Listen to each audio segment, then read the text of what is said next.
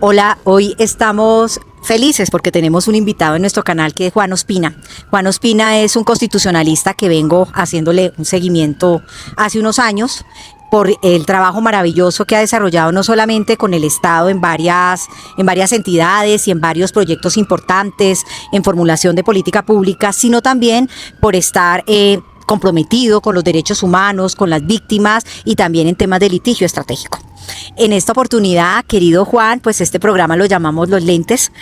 Vamos a hablar de los lentes sociales del Tribunal Constitucional, específicamente colombiano, pero yo sé que usted ha hecho un ejercicio maravilloso frente a muchos tribunales. ¿Qué significa pensar el constitucionalismo desde una perspectiva, o mejor, la administración de justicia constitucional desde una perspectiva, como yo la llamo, como la llamamos algunos, de empatía, de compasión, de solidaridad, de Estado social de derecho? Bien, pues hay un constitucionalismo humanista que está presente en la Corte Constitucional colombiana, pero también en las distintas personas que se aproximan a la Corte, en Liliana, en muchas otras personas que trabajan por los derechos humanos en Colombia, y lo que hay es un alto nivel de sensibilidad al dolor, porque lo que hay detrás de cada caso, de cada persona que se acerca a la justicia, es posiblemente una sensación de que algo no está ocurriendo bien, pero además un dolor que tiene frente a la actuación del Estado, de las autoridades, a veces por acceder a un medicamento, a una atención, a que alguien le conteste una petición, a poder vivir tranquilo en su casa.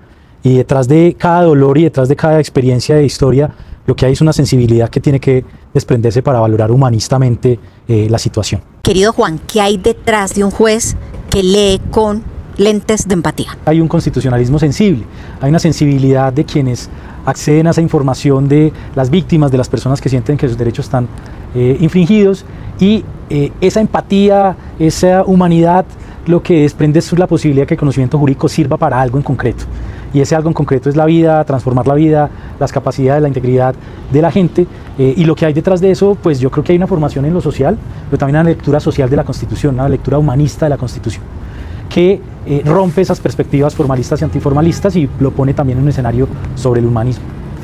Juan está haciendo bellamente una tesis doctoral que pronto va a sustentar en la Universidad de los Andes sobre este tema.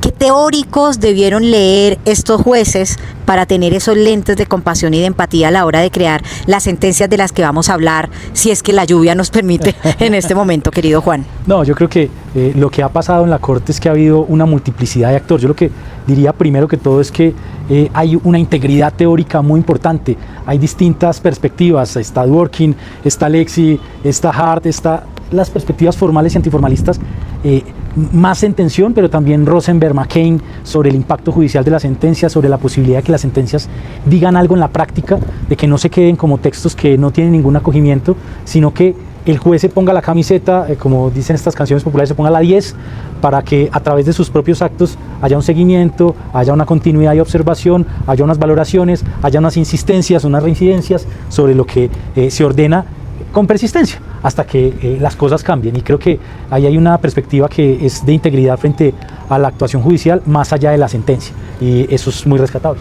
Bueno, pero esto me lleva a hablar de dos clases de sentencias, y dos sentencias que usted ha estudiado científicamente en su proceso doctoral: las sentencias estructurales y las sentencias de estado de cosas inconstitucional, que según una conversación previa interesante que estábamos realizando presentan unas diferencias. ¿Qué son sentencias estructurales en un tribunal? ¿Y cuál es la diferencia entre estas sentencias estructurales y una sentencia de estado de cosas inconstitucional, Juan? Bueno, lo primero es que pues en Colombia tenemos una experiencia particular con las acciones de tutela, y entonces las acciones de tutela persiguen los intereses que están en juego, que casi siempre son particulares, pero hay una forma de multiplicar, de extender el efecto de la decisión judicial con efectos interpares o intercomunis. Hay una unión de gente frente a unas expectativas del Estado, en salud, en desplazamiento forzado y demás.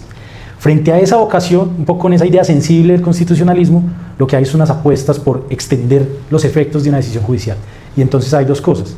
Las sentencias estructurales es una categoría muy amplia que recoge cualquier decisión que resuelve un problema estructural de funcionamiento del Estado. Como la pobreza, la desigualdad, tema de informalidad, laborales, etcétera. Y esos problemas requieren una actuación de distintas instituciones del Estado. Entonces las órdenes son muy complejas. Son distintos tipos de órdenes, distintos tipos de niveles, en distintos tipos de temas, en aspectos económicos, técnicos y jurídicos. Y esa categoría de sentencias estructurales gruesa tiene un estudio de casi 100 años en el mundo, y en Colombia el estado de cosas inconstitucionales es una categoría. De las estructurales. Sí, sí, es una categoría dentro de las estructurales que tiene como jurisgénesis unas sentencias de finales de la década del 90 en Colombia, en los que se dice, ok, yo estoy viendo es un estado, una situación de cosas inconstitucionales. Una violación sistemática de derechos. De acuerdo, una infracción que es masiva, que es sistemática, que parece muy clara cuando la veo en el panorama, pero que a veces cuando veo el caso a caso no lo veo. Entonces, cuando yo me acerco a un problema en el sistema de salud, en el caso a caso, pues digo que cada uno de ellos tiene un problema de acceso a medicamentos. Cuando cojo todos los casos, me doy cuenta que hay un problema de acceso a medicamentos integral.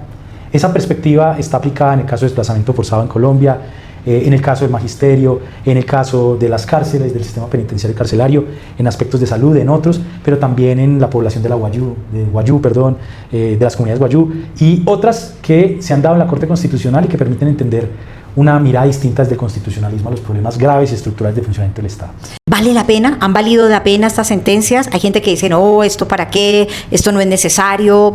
¿Vale la pena? Bueno, hay esas salas de seguimiento, hay unos que dicen, no, ya la Corte Constitucional no tiene tanto tiempo para dedicarse a salas de seguimiento, en fin. Pues me gusta el tema porque creo que tiene que ver con el nombre de este espacio que ahorita mencionaste, y es que hay unos claros y hay unos oscuros y hay unas perspectivas frente a eso. Podemos ser muy radicales en una posición materialista pidiendo que veamos las cosas más claras, y podemos tener una posición un poco más culturalista de ver cuál es el impacto de esto sobre la sociedad. Si unimos ambas cosas, creo que estas sentencias han producido unas transformaciones muy importantes para el país, pero especialmente para el funcionamiento del Estado. Insuficientes, sí, pero que son todas de valorar, porque si no se hubieran dado esas decisiones, no se hubieran dado esas transformaciones. Así que lo que hay es una apuesta por valorar esta parte desde una perspectiva que debería ser crítica siempre, decir que aún nos falta por hacer, pero también desatando o dejando que el peso no recaiga solo en los jueces, sino en quienes cumplen las decisiones judiciales. Claro. Porque se suele culpar a los jueces de ¿y esa sentencia para qué si eso no se cumple? Pero se le dice poco al gobierno o al Congreso que no legisla o que no ejecuta políticas para ello. Así que hacinamiento carcelario. Hacinamiento carcelario. Esto desbordado. Desplazamiento no se supera y sigue padeciéndose, y creo que lo que hay es una perspectiva de cómo se construye salud, cómo se construye Estado y cómo se construye una sociedad distinta a partir de esas comprensiones.